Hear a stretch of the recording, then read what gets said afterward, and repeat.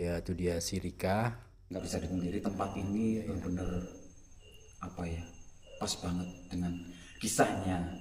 Bahkan ada beberapa kejadian yang mungkin menyebabkan jadi tempat yang mungkin ada unsur horornya atau mistisnya. Ini toilet cowok.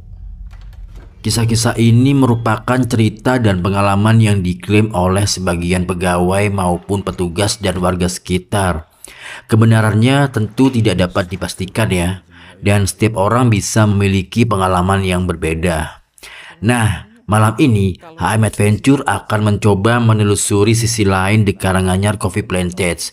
Kita akan memasuki area pabrik tua, loji peninggalan Belanda hingga museum pusaka. Apakah memang ada sesuatu yang masih menghuni tempat ini, ataukah semua hanya cerita yang terus diwariskan dari generasi ke generasi? Mari kita telusuri bersama Indonesia yang dilupakan dari sisi yang mungkin belum pernah kalian lihat sebelumnya. Sebenarnya mau explore malam di sini dan lampunya semua dimatikan. Akan tetapi saat ini dan kebetulan hari ini di jam berapa nih? Jam berapa ini ya? Jam 10 ini ya. Jam 10 malam ya. Jam 10 malam ini kebetulan lampu mati guys seluruh kota Blitar. Jadi memang saat ini pemerintah menggalakkan pemadaman listrik secara bergantian ya. Dan ini sebelum explore lokasi The Karanganyar Plantage versi malam ini, kita dengerin dari Mas siapa? Aditya Purnomo. Mas panggilannya. Kalau di sini dipanggil Poer atau Pur. Kalau di sini. Oke.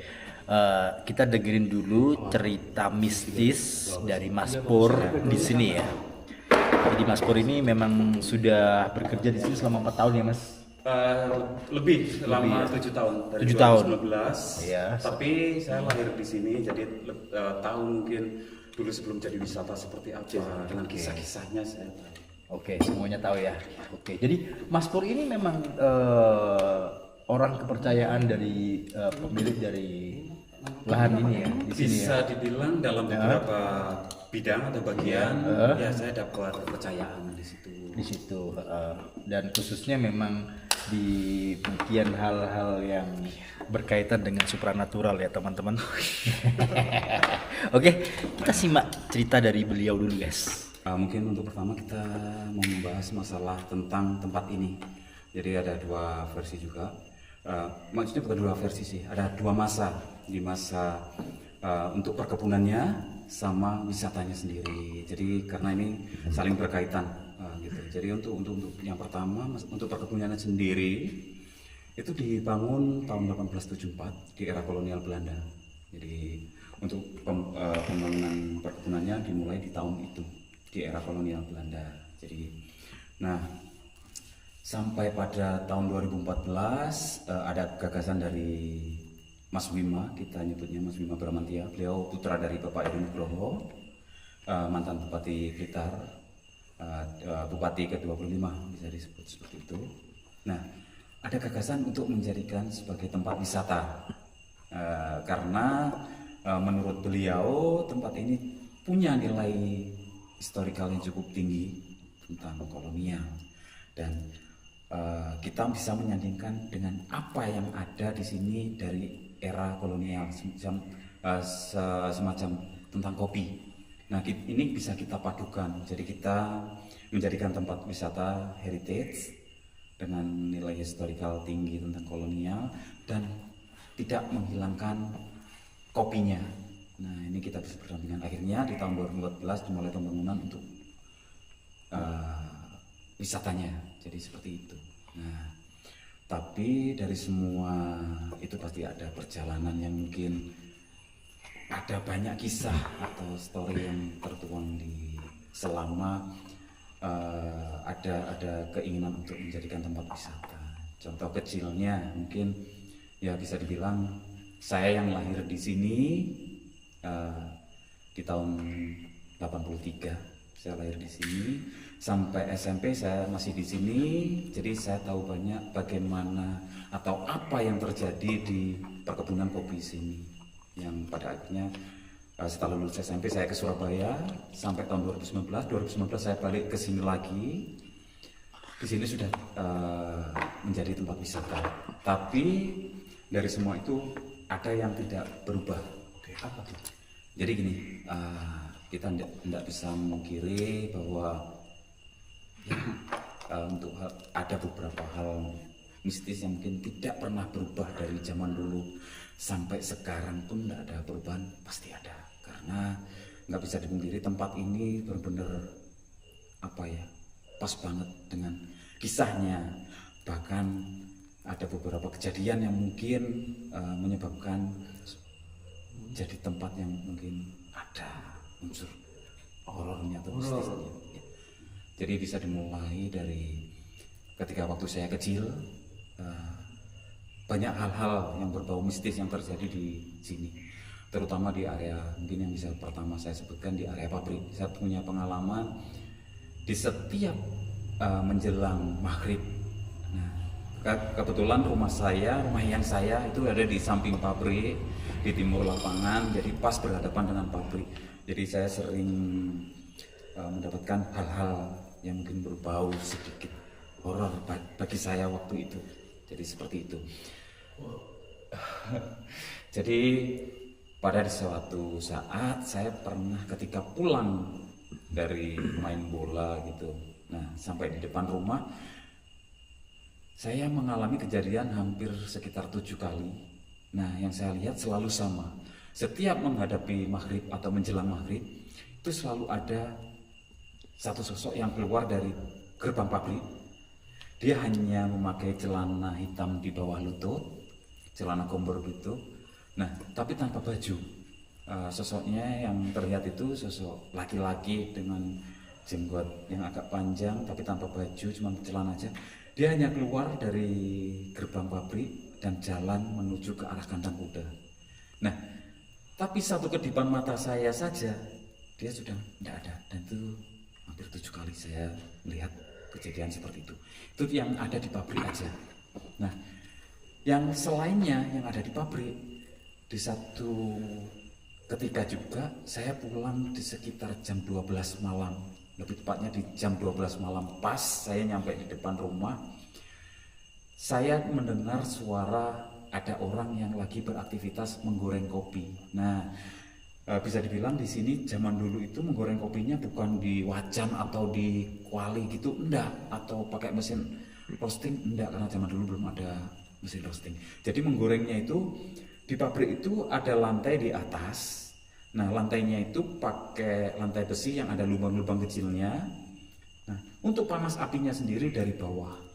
Jadi kopi ditaruh di lantai, digoreng sama orang beserta orangnya di atas lantai sambil membolak-balik kopi. Jadi orangnya juga kena panasnya juga dari bawah seperti itu. Nah, tapi aktivitas itu biasanya terjadi setelah masa panen raya untuk goreng kopinya. Nah, pada saat itu ketika saya pulang di jam 12 malam, saya mendengar ada aktivitas tapi pabrik kondisinya lampu tidak ada yang nyala sama sekali. Itu yang pertama. Tapi ada suara orang yang lagi goreng kopi. Karena suaranya terdengar keras banget. Kebetulan rumah saya di pabrik di depan rumah saya. Nah, di situ saya sempat ya kaget, ya heran, kok bisa? Ini tidak ada aktivitas tapi kok ada suara seperti orang goreng kopi. Nah, tapi karena ya mungkin saya sudah dari kecil tinggal di sini, jadi saya anggap seperti hal biasa kayak gitu. Nah, ada kisah lain lagi di pabrik tentunya. Itu beberapa pekerja malam yang bekerja menggoreng atau mungkin ada keamanan juga yang setiap bertugas di malam hari juga mendapati beberapa kejadian yang mungkin cukup di luar nalar lah menurut kita semua. Jadi sering banget kayak lagi dikerjain gitu. Ketika dia tidur di mana, pas banget tiba-tiba di mana. Nah, pada suatu ketika ada orang yang tidur di area penggorengan karena selesai menggoreng mungkin capek dan beliau istirahat tidur. Tapi ketika bangun itu ada di dalam tungku. Kebetulan tungkunya sudah posisi dingin. Jadi dia terbangun di dalam tungku. Nah, ya waktu itu sempat menjadi shock juga untuk si pekerja ini. Dan itu nggak hanya satu orang, ada beberapa orang yang mengalami kejadian yang sama. Jadi tidur di mana dipindah kemana. Nah, dan kita memang tidak bisa memungkiri di zaman dulu untuk hal-hal mistis di sini itu memang jauh benar-benar lebih untuk tingkat eksistensinya untuk makhluk yang sebelah ini. Jadi banyak juga kejadian-kejadian yang janggal yang mungkin nggak bisa dinalar juga di area pabrik. Itu yang mungkin hanya di area pabrik aja. Nah, tapi di seluruh area sini itu memang banyak banget terjadi kejadian-kejadian yang mungkin di luar logika. Contoh kecilnya, contoh lainnya lagi di rumah loji yang mungkin pernah tadi sempat kita sambangin. Di situ banyak staf atau orang yang mungkin di malam hari beraktivitas di sini, mungkin mendapat jam malam. Nah, ketika berjalan di depan rumah loji, banyak yang bilang atau banyak bercerita dia melihat sosok noni-noni yang hanya berdiri di jendela dengan tatapan kosong yang menghadap ke arah luar. Dia hanya berdiri aja tanpa ada gerakan apa-apa. Nah, itu juga beberapa staf atau karyawan yang mengalami hal itu. Nah, belum lagi dengan kisah-kisah yang mungkin banyak orang yang mendengar suara-suara seperti ada kegiatan atau ada aktivitas di dalam bangunan atau di dalam ruangan rumah loji. Contoh kecilnya kayak meja yang digeser, terus perabotan yang digeser. Nah, padahal waktu itu setiap malam itu tidak ada orang yang menempatin di rumah loji, tidak ada, karena pemimpin perusahaan ini di sore hari atau mungkin bahkan sebelum sore hari pasti sudah pulang. Jadi itu hal-hal yang mungkin cukup dirasa janggal karena ya selain ada penampakan sosok, ada suara-suara yang mungkin tanpa ada wujudnya, jadi seperti itu. Tapi kalau kita berbicara bagaimana sih respon orang-orang di sini, semuanya mungkin ya meresponnya dengan biasa atau santai karena mereka sudah terbiasa dengan hal itu, mungkin bisa dibilang seperti itu. Dan nggak hanya di sini aja, di rumah-rumah mungkin warga juga hal-hal yang aneh seperti itu memang banyak terjadi. Contoh di rumah saya atau rumah yang saya, di rumah yang saya itu dari ruang tamu ke dapur itu ada 2 sekap pintu. Nah, setiap malam selalu terkunci. Tapi di suatu malam ketika saya sama nenek saya sudah tidur, tapi saya belum. Tapi di waktu yang sama, setiap di jam 12 malam ke jam 1 itu tiba-tiba ada suara orang yang menuangkan air dari teko zaman dulu mungkin terbuat dari seng. Nah, dia menuangkan air sama kayak orang lagi menuangin air gitu. Tapi selang beberapa detik suara tiba-tiba pindah ke dapur, kayak buka tutup tempat air, terus nuangin air di panci, kayak orang lagi mau masak air kayak gitu.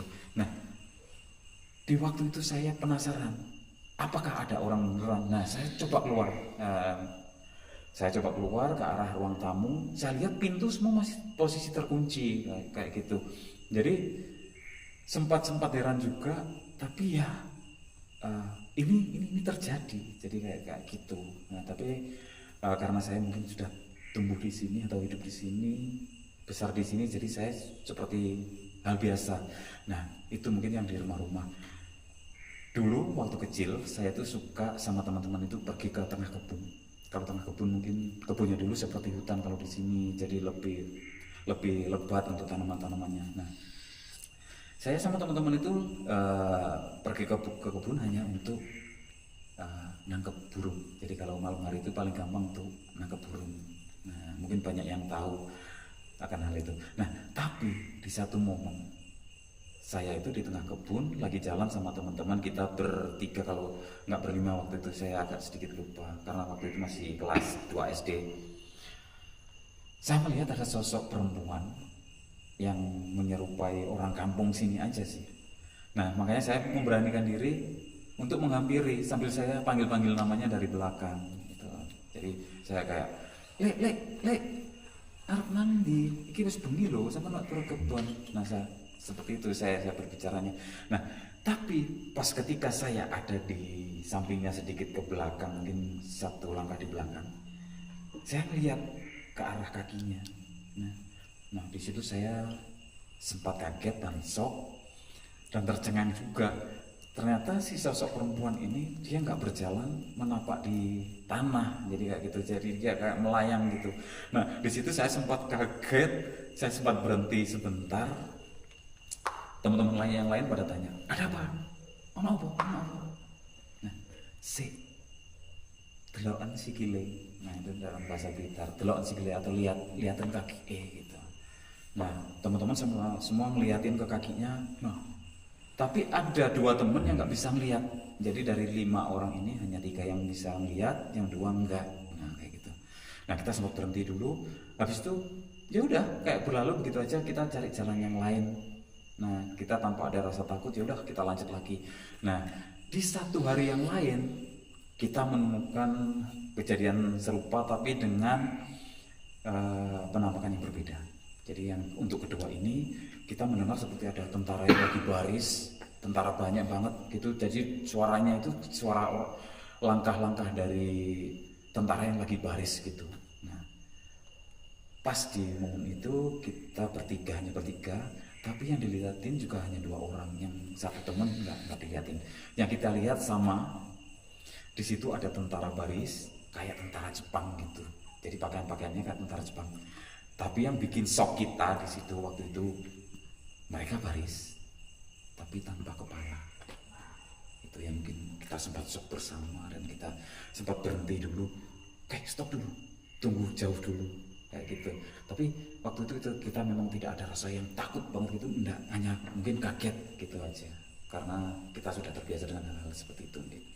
Nah, dari 2 kejadian itu ya kita ya semakin yakin bahwa ya kita hidup berdampingan dengan makhluk yang sebelah. Nah, itu yang mungkin kisah yang pernah saya bagikan tentang pengalaman saya di kebun. Nah, tapi kalau untuk di area sini sendiri itu sebenarnya banyak contoh kecilnya di kafe yang sekarang jadi kafe. Kalau kafe ini dulu sebenarnya gudang siap kirim. Jadi semua kopi yang siap kirim semua di stok di gudang sebelum di drop ke pemesan. Jadi saat itu. Nah, kalau yang untuk di kafe sendiri saya pernah ngalamin itu hanya seperti suara-suara. Jadi suara-suara kayak orang lagi aktivitas di dalam kafe, atau saya mungkin nyebutnya ke gudang aja karena ini kejadiannya sebelum jadi tempat wisata kayak gitu ya. Jadi kayak ada aktivitas di dalam gudang, padahal itu juga di malam hari juga. Nah, kebetulan waktu itu saya malam pas datang ke sini ya hanya pengen lihat jalan-jalan sama ya seperti rutinitas nyari burung di malam hari kayak gitu. Kita dengar ada aktivitas di dalam, ya kayak ada orang yang lagi mindahin karungnya kopi, ada suara-suara lagi orang ngobrol gitu.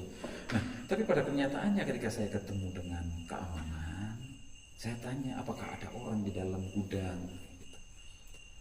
Jawabannya sama, tidak ada orang karena sudah jam operasional sudah selesai dan tidak ada siapapun di area gudang. Simpatnya seperti itu. Jadi ya mungkin itu yang pernah saya alami di gudang. Nah, kalau untuk di Museum Nugroho sendiri itu dulu sebenarnya ada 2 rumah di situ. Rumah yang sebelah kanan itu ditempatin sama Bapak Soeharto. Rumah sebelah kiri ditempatin sama Bapak Soekarno. Nah, tapi ini bukan presiden Indonesia. Jadi bukan dua-duanya presiden. Mereka ini hanya staf kantor. Beliau punya jabatan penting di kantor. Makanya punya tempat tinggal di area sini gitu. Tapi namanya memang Bapak Soeharto dengan Bapak Soekarno di situ.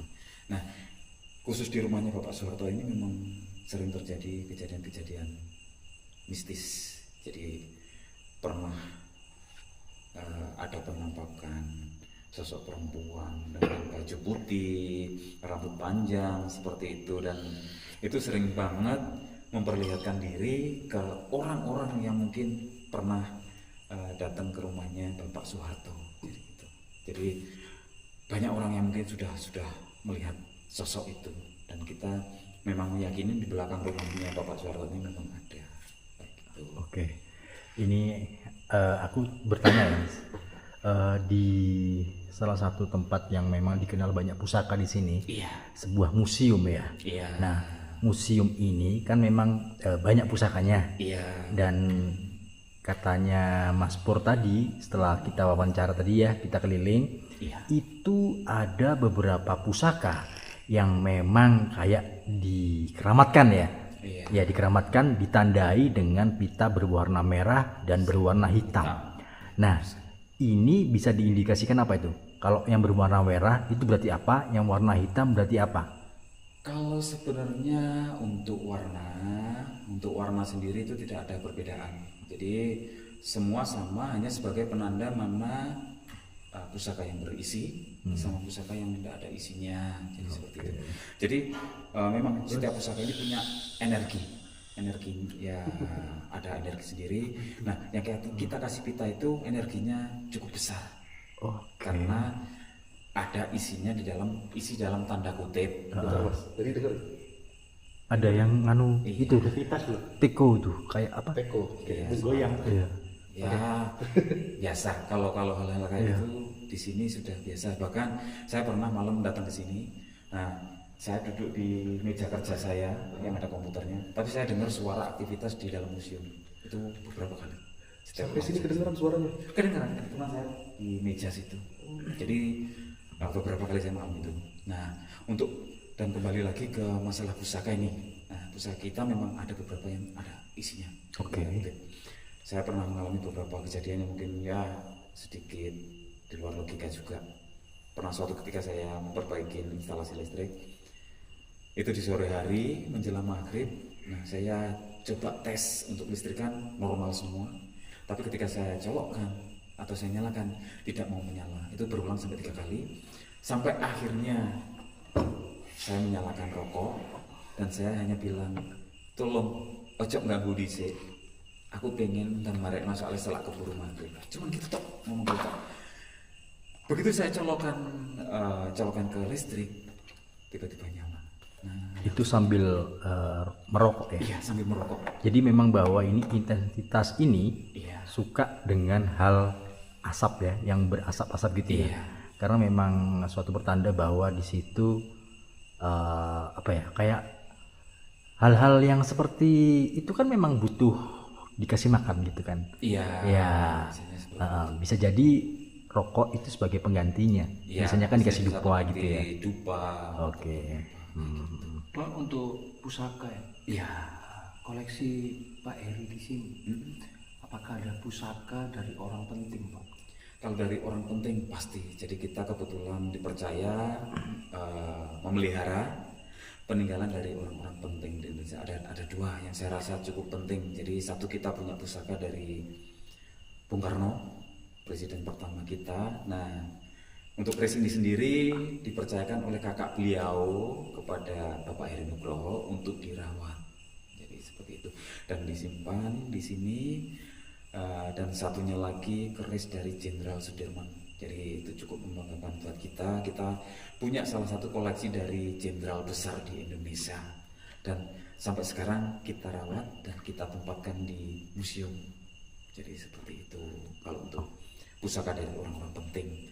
Nah, tapi untuk pusaka sendiri memang kita harus rutin, dalam artian yang pertama memandikan di setiap 1 tahun sekali.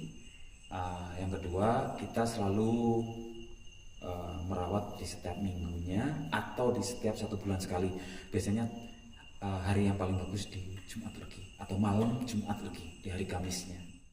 Dan di sini kita sudah berada di salah satu peninggalan ya. Ini Iya. peninggalan berupa apa ini? Gerbang Vredestein. Gerbang Vredestein, apa artinya itu?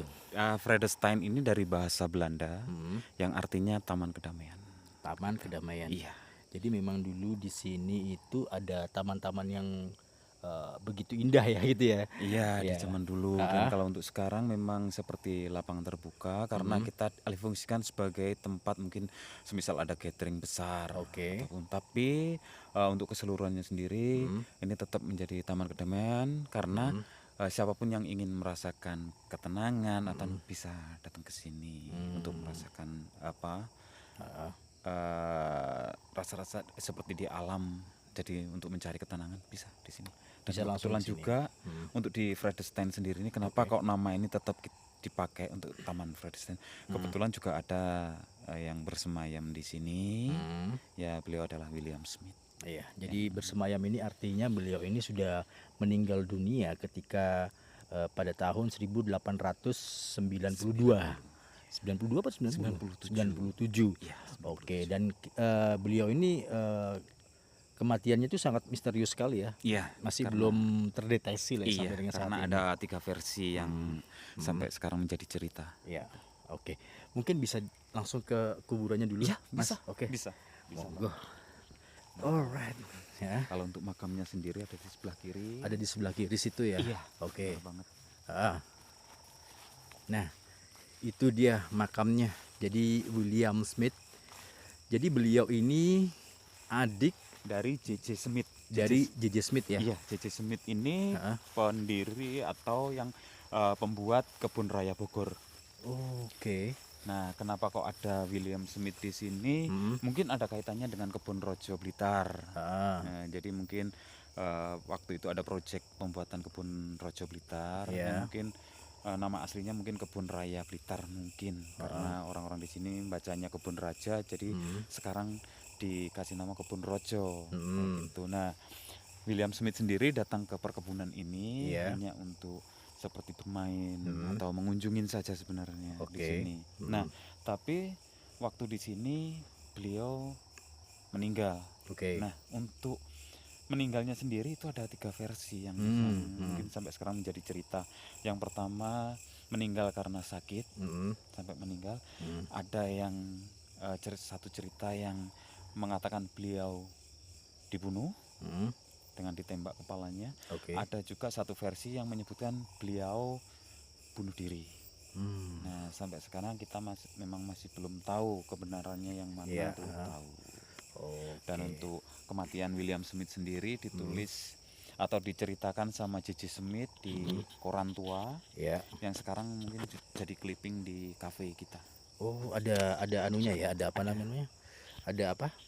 Clippingnya ya. Iya, ada clipping Oke, korannya berita kematian dari William Smith. Dan waktu itu juga kematian William Smith ini hampir berbarengan dengan ayahnya yang di Oh, jadi memang dalam satu hari Iya. itu terjadi 2 kali Kematian. dari bapaknya sama dan William Smith. William Smith. Selisih berapa jam sih? Kalau selisihnya kita kurang tahu, hanya disebutkan di situ bersamaan. Nah, Bersamaan ya. iya, Kok bersamaan. bisa gitu ya? Nah, Apa itu memang yang sudah menjadi- diatur sama yang di atas atau yang lainnya? Masih bisa tetap menjadi misteri sampai saat ini. Oke. Ya wis lah. Jadi seperti ini penampakan dari Taman Surga ya. Taman Kedamaian. Taman Kedamaian yang ada di Karanganyar Kopi Plantage guys. Itu dia. Kok semakin sana kok kayak semakin anu ya Mas. Jadi banyak pohon-pohon apa itu? Iya. ada Kamboja ya. Kamboja. Heeh. Jadi kan itu apa itu? Yang mana? Oh, itu pos keamanan di area kebun. Kalau yang di dekat sini ini itu ada beberapa kayak dulu tempat bekasnya spanduk juga sih. Oh gitu. Itu ada bangunan lagi. Itu apa? Ada itu pabrik. Oh itu pabrik. Nanti kita ke sana ya. Iya pasti. Oke. Kita ke sana. Kita explore ke pabrik. Oke. Jadi biar tahu kayak gimana pabrik era kolonial itu seperti apa, karena pabriknya sendiri sampai sekarang tidak ada perubahan. Sampai sekarang ini. Iya. Oh. Meskipun sempat hancur di tahun 90 ketika Gunung Kelut meletus, Iya. tapi untuk bangunan utamanya tidak ada perubahan. Oke. Kalau yang meletusnya tahun 2014 gitu Kalau 2014 kita aman. aman ya? Ya, yang letusan yang paling dahsyat, yang imbasnya benar-benar dahsyat di sini di tahun 1990. Itu paling krusial ya. Ya, karena saya mengalami sendiri waktu itu masih umur ya sekitar 5 tahunan. Di tahun 90 itu. Oke. Nah, saya merasakan sendiri, tahu sendiri seperti apa akibat letusan Kelut waktu itu. Oh. Jadi pabrik kita untuk atapnya empat bangunan itu sampai amblak semua. Ambles tuh ya. Ya, karena material yang cukup banyak yang turun dari atas. Untuk materialnya sendiri materialnya juga, ya. mulai pasir, batu, lumpur panas dari atas juga ada. Ada juga. Iya, Ya dan Allah. itu terjadi di jam 1 siang Ah, sampai jam 1 malam untuk proses erupsi ini, letusan ini. Oh, oke. Terus ini kan ada 2. Ini yang Iya. mana nih? Pabriknya? Kalau pabriknya sebenarnya sama, kalau ini sebenarnya gudang. Oh, yang ini gudang. Ya, ini gudang. Oke. Kalau untuk ruang produksi di sebelah kanan, Heeh. sama mesin-mesin yang mungkin mesin-mesin zaman dulu kita masih ada, cuman untuk saat ini kita nggak bisa akses masuk karena sudah malam, jadi selalu dikunci Oke. untuk gudangnya. Tapi untuk pabrik seperti penggorengan ataupun pabrik tuanya itu ada di belakang lagi. Nanti kita bisa akses ke sana. Bisa ya? Bisa. Oke, siap. Ini lewat mana ini? Kita bisa lewat ujung atau lewat sebelah sana tadi. Heeh. Nah, yang paling dekat emang sebelah sana. Cuman Kita mungkin lewat sini aja untuk lebih dekatnya. oke. Pengolahan kopi. Yes. Sampai sekarang pun masih beroperasi karena kita juga terus memproduksi kopi untuk kebutuhan kafe, untuk kebutuhan ada sih beberapa pesanan dari luar negeri Oh, ada atau ya? mungkin di Indonesia sendiri juga banyak pesanan. Jadi kita selalu produksi. Gitu. Iya. Oke, siap. Nah, dan untuk di belakang ini ini baru pabrik. Oh, ini pabriknya di sini. Ya, di belakang. Wah, kok sudah merinding ya? Ya, memang untuk auranya sendiri memang berbeda sama yang di depan. Beda ya? Ya, berbeda. Iya, ini sudah merasakan kayak gimana gitu. Nah, di sebelah sini sama di sini ini pabrik tua kita. Yang ini ya? Iya, ya mungkin memang kalau kita berbicara aura memang berbeda. Berbeda ya? Berbeda. Oke, ini masuk ke pabriknya langsung teman-teman. Iya. Dan mungkin bisa disorot ke bagian bawah. Di sebelah sana itu ada tungku perapian. Oh, itu tungku Ya, itu perapian. tungku perapian. Oke.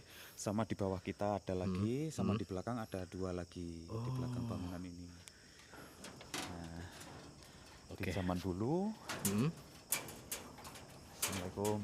Assalamualaikum. Nah, untuk zaman dulu untuk penggorengan ada di lantai ini. Oh, lantai atas ini ya? Iya, jadi kopi disedot melalui pipa, nanti terus ditarik ke sini. Nah, untuk perapian sendiri dari bawah. Jadi kalau di bawah kita ini sebenarnya sekitar 10 meter tingginya. Oh, tinggi ya? Dalamnya, iya. Oh. Jadi kita itu berada di atas. Nah, kopi ditaruh di lantai, orang yang goreng juga di atas ini. Orang yang goreng di atas ini? Ya, di atas gitu. Jadi ya goreng kopi sekalian orangnya mungkin juga goreng juga. Oh, pernah ada kejadian kayak gitu nggak? Ya enggak, maksudnya orangnya kan juga gorengnya dari atas ini, Iya. bolak-balik kopinya. Jadi mereka juga merasakan panas dari bawah juga. Tapi ya memang enggak secara langsung apinya. Jadi di bawah ini ada pipa-pipa besar yang mengalirkan panas dari tungku-tungku di bawah tadi. Jadi kayak semacam kayak oven gitu. Nah gitu. Oke. Wah, sampean sudah hafal sekali di sini ya? Iya, karena kebetulan waktu kecil dulu saya juga sering main ke sini, ngelihat orang lagi goreng kopi. Nah, kebetulan rumah saya di seberangnya bangunan ini. Nah, di seberang jalan itu rumah nenek saya. Jadi sampean ini memang warga asli sini? Asli sini. Asli sini, makanya kok tahu semua ini kisah-kisah dari bangunan Belanda ini. Jadi memang dari dulu ini memang bangunannya seperti ini atau sudah ada perubahan? Bangunannya tetap seperti ini, tidak ada perubahan. Jadi mungkin yang sebelah sana atapnya hilang itu waktu itu amblas ketika kelut erupsi di tahun 90. Tapi kalau yang ini masih aman, yang sini enggak ada perubahan. Atap juga masih ada. Nah, terus kalau kita berbicara ini maaf ya kita berbicara sedikit ada sedikit mistisnya. Iya. Nah, ini tempat penggorengan dan rumah saya kan di seberangnya sana. Oke. Pernah suatu ketika itu pas nggak lagi musim kopi nih. Nah, itu ada aktivitas penggorengan kopi di sini. Nah, Jam berapa itu? di jam 12 malam. Waktu itu ketika saya pulang dari main di jam 12 malam. Nah, saya sempat berhenti di depan rumah karena saya dengar ada orang goreng di sini. Tapi kondisinya lampu tidak ada yang menyala. Soalnya kalau goreng kopi biasanya itu kan lampu selalu menyala untuk penerangan. Itu lampu tidak menyala, tapi ada suara orang goreng kopi. Nah, jadi hal-hal kayak seperti itu Ya kadang saya sendiri juga waktu itu bingung kok bisa kayak nggak masuk logika gitu wis. Nggak ada orang goreng tapi ada suara orang goreng kopi dan suaranya memang kenceng banget karena kebetulan rumah hadap-hadapan langsung kayak gitu. Serem banget ya ceritanya ya. Tapi ini memang pengalamannya sendiri ya. Pengalaman sendiri sama ya mungkin ya dari depan itu yang mungkin paling sering saya dapetin pengalaman itu ketika menjelang maghrib. Dari pintu gerbang pabrik itu selalu ada orang laki-laki cuman pakai celana ketok bumbung, kalau kita bicara celana hitam di bawah lutut itu, tanpa baju, ada jenggotnya, dia selalu keluar dari pabrik, gerbangnya pabrik, terus jalan ke arah kandang kuda. Nah setiap di kandang kuda selalu hilang. Itu jam berapa? Sama itu menjelang maghrib. Menjelang maghrib. Ya, tapi kalau yang untuk goreng kopi tapi tak ada ini itu di malam hari jam 12 malam. Serem banget. Oke lah, ya wis ini lanjut kemana nih Mas? Bebas Kemana? kalau mau lihat lorong-lorong sebelah sana bisa. Boleh lah kesana yuk. Jadi ini tur malam ya, tur malam. Iya, agak hati-hati soalnya atap terlalu pendek. Iya. Nah, ini kalau untuk sekarang kita jadikan tempat untuk menjemur kopi di sini. Oh ini menjemur kopinya di sini. Iya, dulunya ini juga penggorengan. Oke. Sebelum atapnya amblas, ini juga penggorengan sama kayak yang di sebelah, karena untuk tahun itu sendiri kita produksinya sudah tonase kuantitinya, jadi butuh tempat penggorengan yang banyak dan mungkin yang di area-area depan tadi untuk penjemuran. Oh, oke. Ini kopi-kopinya ya. Iya. Namanya kopi apa sih? Kopi robusta kita. Robusta ya. Robusta. Oh, oke. Karena ketinggian kita hanya bagus untuk robusta. Gitu ya. Kalau untuk arabica untuk ketinggiannya masih kurang. Karena arabica di 900 ke atas. Sedangkan ini 500 sampai 600. Di sini sampai 500, sekitar 560-an aja. Oke. Siap. Untuk robusta. Robusta ya kalau yang segitu. Oke. Ini kemana lagi Mas? Kita coba eksplor di bagian lengkungan-lengkungan tua. Iya. Di sebelah samping samping bangunan produksi. Nah, Oke. Bismillahirrahmanirrahim.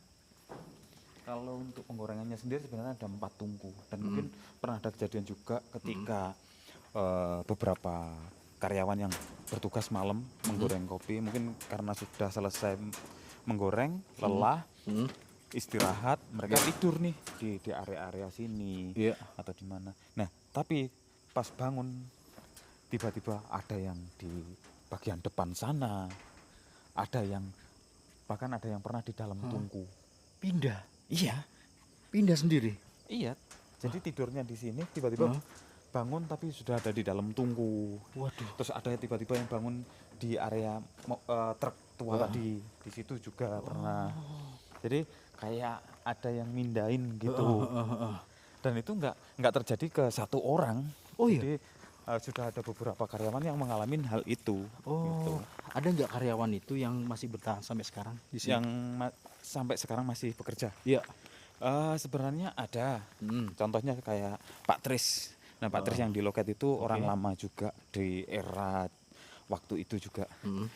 Beliau bahkan sampai sekarang masih tetap bekerja meskipun sekarang hanya sebagai penjaga loket. Nah, beliau mungkin bisa dibilang saksi yang masih hidup. Sebelumnya ada Pak Mahmud yang lebih tua lagi tapi sudah resign di bulan yang lalu. Oke. Nah, beliau pun tahu banyak tentang cerita-cerita di sini juga. Oh gitu. Wah, mistis sekali ini tempatnya ini. Gundeng. Ini apa nih Mas? Ini sebenarnya sih hanya lengkungan-lengkungan tapi ada tangga ke atas. Oke. Di bagian dalam ini ada gudang. Ini gudang ya? Ya. Oh. Nah, ini ada gudang. Tapi untuk saat ini memang jadi spot foto yang favorit banget. Oh di iya, sini. ini foto bagus banget ini kalau dibuat foto guys. Nah itu dia. Iya. Coba sih ke sana Mas. Ini sebenarnya cekungan-cekungan ini apa sih? Kalau fungsi sebenarnya sih kita juga kurang tahu karena ini bangunan Belanda ya. Atau mungkin karena di atas ada tangga ini dimanfaatin untuk apa kita juga kurang paham. Cuman untuk di bangunan sampingnya ini itu adalah gudang kecil yang konon katanya jadi tempat sampai sekarang. Oh iya. Iya. Jadi memang tempat apa kayak berkumpulnya gitu ya? kayak tempat tinggal lebih tepatnya, tinggal? bukan tempat berkumpul, Wih. tempat tinggal. Jadi kalau semisal kita bisa masuk itu di siang hari pun, kalau kita ke area gudang itu, nah itu ada gudang kecil, ada ruangan kecil. Nah di situ memang terasa banget auranya. Meskipun siang hari. Iya, meskipun siang hari. Itu apa ruangannya itu singup atau Ya, minim singup. cahaya? Iya, sini. Singup ya. Oke. Dan kalau di samping kita ini sebenarnya dulu kolam besar. Heeh. Ini kita nyebutnya jeding gede. Oke. Ini sebagai tandon air. Nah mungkin tingginya segitu. Tapi untuk kedalamannya itu lebih dalam daripada permukaan ini. Oh iya. Ya jadi itu dalam banget. Tapi kalau sekarang sudah tertutup tanaman-tanaman. Cuman di jeding gede ini sudah terjadi Insiden. insiden orang tenggelam di sini 2 kali. Dan banyak yang bilang memang di sini zaman dulu itu memang ada penunggunya juga. Oh gitu. Dan sampai sekarang ini jeding gede ini Sudah tidak kita fungsikan lagi, kosong berarti. kosong. Sekarang dipenuhi dengan tanaman liar. Oh, Kalau jadi kayak apa ya? Dalam, cuman banyak tanamannya gitu. Iya, tanaman liar Pak. Kalau dulu memang sebagai tandon air, karena kita butuh volume air yang cukup banyak sekali untuk proses produksi kopi waktu zaman dulu. Untuk perendaman, untuk ini. Sistemnya juga berbeda dengan sekarang. Untuk cara sortasinya, kalau zaman dulu kopi dimasukkan ke kolam, nah yang tenggelam yang bagus, yang ngambang yang enggak bagus. Jadi lebih simpel seperti Lebih simpel. Iya. Ini apa nih Mas? ini. Sebenarnya sih ruang kontrol, Oke. atau mungkin bisa dibilang mini office, mini Mini kantor. office, Iya. oke. Mungkin untuk manajer atau mungkin bagian kepala pabrik. Ini ruangannya. Ini ruangannya. Masih fungsi ya? Masih fungsi. Oke. Sekarang masih fungsi. Terus Mas yang katanya kandang kuda itu yang mana sih? Kandang kuda di sebelah sini. Nah, di sini. yang saya ceritakan tadi, orang selalu keluar dari sini, Heeh. jalan ke arah kandang kuda, Heeh. tapi nyampe kandang kuda situ pasti hilang. Pasti hilang. Iya, pasti hilang. Kadang kita ngeliat terus, tapi kita satu kedipan mata aja sudah nggak terlihat. Waduh. Dan itu selalu menjelang maghrib, dan Selalu, hampir semua orang pasti merasakannya, melihatnya lah. Ya, pernah melihat. Dan selalu hilang di kandang kuda ini. Di sini ya. Ya, kalau dulu memang di salah satu kandang kuda ini memang ada yang bersemayam juga. Oke. Tapi sekarang saya rasa sudah tidak, karena di sini sudah ada pos keamanan. Nah, pos keamanannya ini pernah nggak di Ya mungkin kalau ada beberapa yang cerita kayak dengar suara-suara gitu aja. Tapi kebetulan kita masih punya kuda satu di. Oh, ada? Ada Mana sih? kuda poni. Boleh lihat nggak? Kudanya di dalam ruangan. Nah, Ada kudanya, guys. ada di dalam ruangan ini kita punya satu kuda. Punya satu kuda. Wah, nggak bisa dilihat ya. Wah, takut ganggu. Enggak apa-apa. Nggak apa-apa ya. Lihat kuda teman-teman. Kita punya kuda poni di sini hanya satu. Tapi kalau zaman dulu kita punya banyak kuda, karena kuda yang ada di sini zaman dulu dipakai untuk kuda pacu, untuk perlombaan. Jadi kita pernah punya kuda terbesar di sini namanya Rigapet, berwarna putih, dan selalu menang ketika lomba. Itu kandangnya yang dihadap ke sini. Nah dulu kita punya 1, 2, 3, 4, 5, 6, 7. Ada 7 kuda. Ada 7 kuda. Ya, kuda pacu. Kalau sekarang kita hanya punya kuda poni. Oh, ini kudanya. Jadi kuda poni ini memang ukurannya segini atau Iya, gimana ini? cuman segini, nggak bisa besar lagi. Nggak bisa besar lagi. Dia mentok di ukuran ini. Ini kuda poni. Ini namanya Rika. Rika. Rika. Ih, cuek dia. Cuek. Ini namanya Rika. Rika, guys. Oh, nggak mau sama saya dia. Lampu. Silau dia. Dia silau. Rik.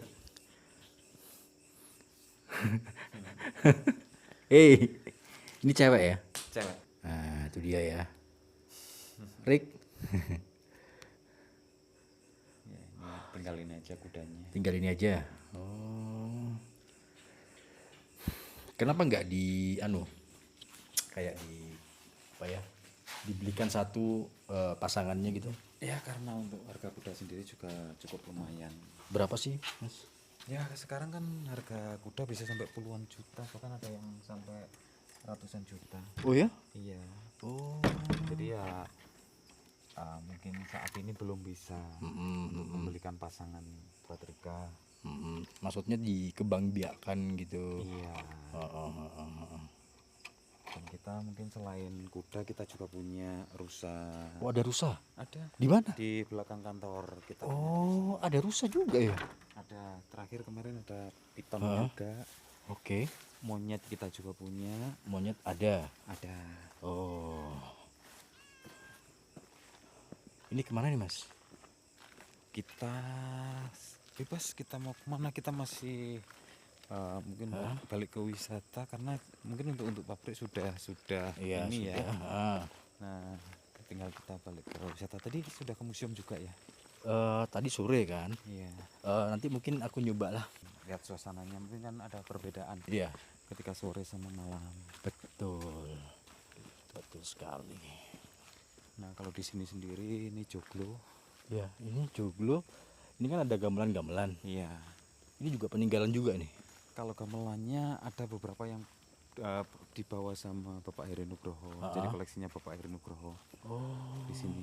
Cuman ya kadang ada kalanya kayak gong yang bunyi sendiri. Oh ya? Iya. Selalu ya? Ya di satu momen gitu kadang bunyi sendiri. Terus ada penginapan juga di sini. Oke. Ya memang kalau dulu memang ada perbedaan. Kalau dulu ini dikelilingin pagar tinggi untuk rumah lodgingnya sendiri. Oke. Dan kalau zaman dulu memang benar-benar angker banget sih. Jadi wisatanya ini dibuka Tahun 2016. 2016. Mulai pembangunan tahun 2014. Oke. Ini apa peninggalan juga ini? Ini Rumah-rumah ini? Ini dulu gedung PKK zaman dulu. Oh. Sebelum kita rombak jadi foto studio. Oh. Dulu gedung PKK, bangunannya juga tetap sama, tidak ada Sama. perubahan juga. Masih tetap seperti ini. Sama semua ya. Nanti aku mau eksplor sendiri ya di Boleh. museumnya. Kita lanjut abis gini guys.